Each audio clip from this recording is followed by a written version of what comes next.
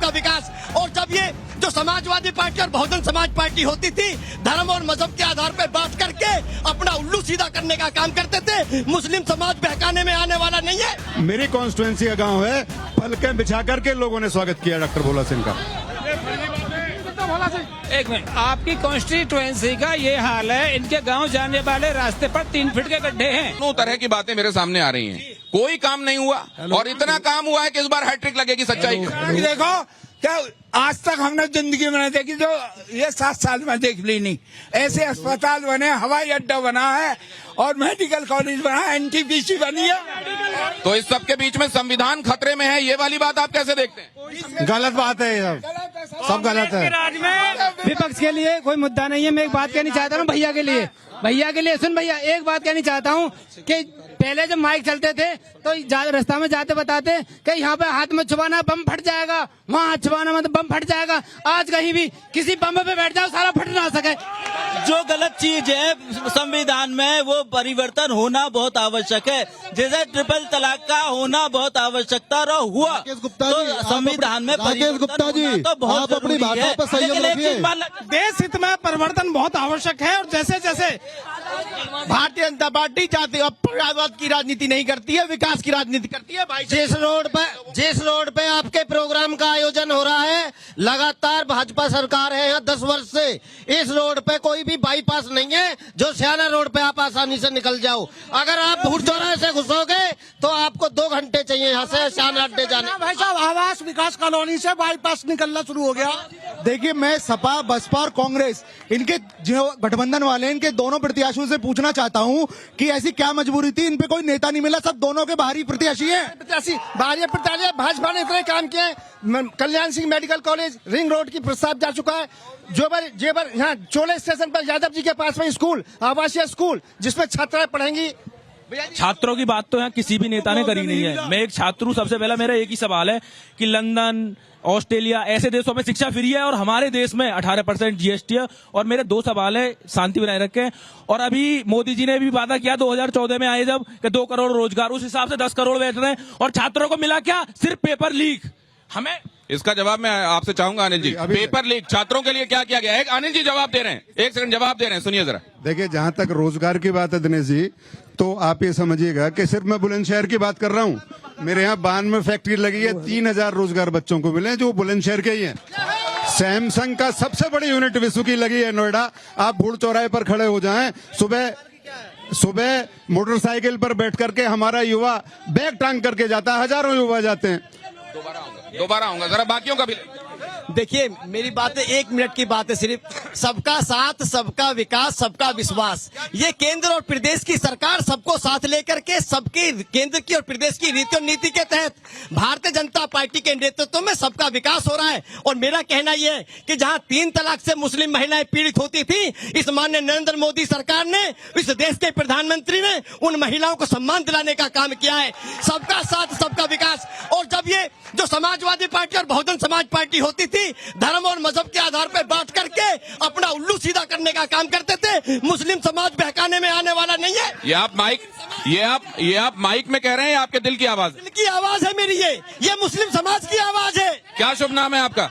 कदीम आलम एडवोकेट। तो ये साहब तो कह रहे हैं कि पहले विभाजनकारी राजनीति होती थी, आज सबका साथ, सबका विकास हो रहा है। इन्हें 500 का नोट शाम को मिल जाएगा, जेब में रख के अपने घर चले जाएंगे बिरयानी खा के। ये आपको पता है क्या? गुप्ता जी, कहाँ मिलता है ये 500 का नोट? जाएंगे, विकास अपनी कहानियां खुद कह रहा है और चारों तरफ विकास का वातावरण है और ये लोग ऐसे ही डराकर धमकाकर राज करते चले आ रहे हैं। चारों तरफ सुरक्षा का वातावरण है। आज हमारी बेटियां, बहन बेटियां सुरक्षित हैं।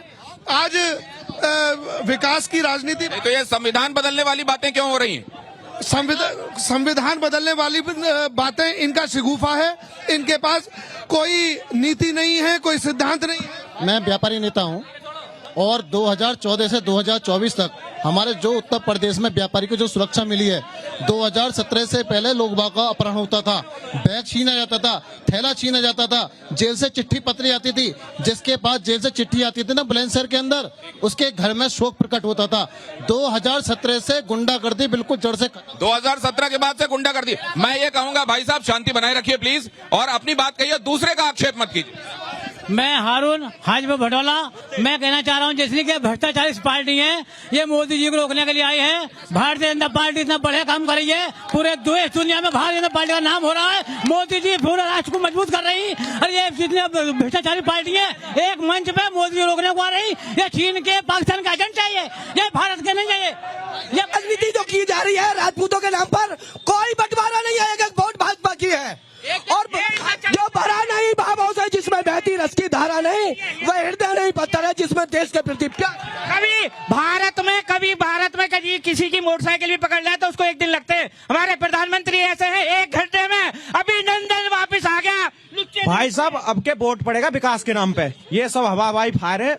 जो भी अब के विकास होगा उसके नाम पे वोट पड़ेगा। कौन कर रहा है विकास? विकास पिछली जो सरकार हुई है, कांग्रेस पार्टी के टाइम हुआ था, समाजवादी पार्टी के टाइम पे हुआ था, ये बाकी सब भाजपा के एजेंट है, हवा हवाई फायर है। तो ये हवा हवाई बातें हैं क्या विकास? मेरा समाजवादी पार्टी से एक प्रश्न है कि लाखों हजारों करोड़ों वाला बॉलीवुड नाइट सैफई महोत्सव आखिर बंद क्यों हो गया? प्रमोद जी जवाब दीजिए। सुनिए, समाजवादी पार्टी को तो सिर्फ भारतीय जनता पार्टी के लोग बदनाम करते हैं। हजारों करोड़ का नाइट सफारी गोरखपुर में होने का काम किया, और जितने बॉलीवुड के एक्टर हैं वो भारतीय जनता पार्टी के नेताओं के साथ ही घूमते हैं। समाजवादी पार्टी को तो बदनाम किया जाता है। समाजवादी पार्टी ने तो हमेशा कलाकारों का सम्मान करने का काम किया है। रेलवे लाइन है वो इलेक्ट्रिक हो गई है, और मेरे ख्याल से इतने जो रेलवे स्टेशन हैं उनका पुनर्निर्माण हुआ है। पहले एयरपोर्ट की संख्या 46 थी, अब 100 कुछ हो। लेकिन यहाँ बुलंदशहर को लेकर लोग कहते हैं कि रेलवे कनेक्टिविटी बड़े शहरों के लिहाज से वैसी नहीं है जैसी होनी चाहिए। नहीं, काफी है, लोगने के समझने का विषय है। पहले से बढ़ी है, ट्रेनें भी बढ़ी हैं। और फिर आप देखिए, माता रानी के दर्शन करने के लिए बुलंदशहर से डायरेक्ट माता वैष्णो देवी के डायरेक्ट ट्रेन चलवा दी, बुलंदशहर से लखनऊ के लिए डायरेक्ट बस चलवा दी, बुलंदशहर में मेरठ से 1 घंटा बुलंदशहर से मेरठ जाने में 1 घंटा। कनेक्टिविटी के हिसाब से चीजें सुधरी हैं, हवा हवाई बातें नहीं है। सुनिए, आप डेवलपमेंट की बातें इधर से, अगर इसका खंडन है तो बताइएगा। भैया मेरी एक बात सुनो, 5 साल से टीचर, 6 साल से टीचर की भर्ती ना आई, लगभग 12 से 15 हजार टीचर रिटायर हो रहे हैं साल, तो 15 चौका 60, अगर 4 साल के लिए 60 हजार रिटायर रह गए, और यहाँ 6 साल से भर्ती ना आई। और बिहार जैसे राज्य में भी 2.5 से 3 लाख टीचरों की भर्ती हो रही। योगी सरकार इसका जवाब क्यों ना दे रही है? रवीन जी इसका जवाब दीजिएगा, आपके पास आता हूँ। अगर योगी सरकार ठीक है तो भोला सिंह को गांव से क्यों भगाया जा रहा है, ये बताइए। गांव में बताइए अगर काम अच्छे। भोला सिंह जी को गांव से कहां भगाया जा रहा है? अनिल जी गलत कह रहे हैं, ये झूठी फर्जी निरर्थक बातें हैं। मीरापुर बोएज मेरी कॉन्स्टिट्यूएंसी का गांव है, पलकें बिछा करके लोगों ने स्वागत किया डॉक्टर भोला सिंह का।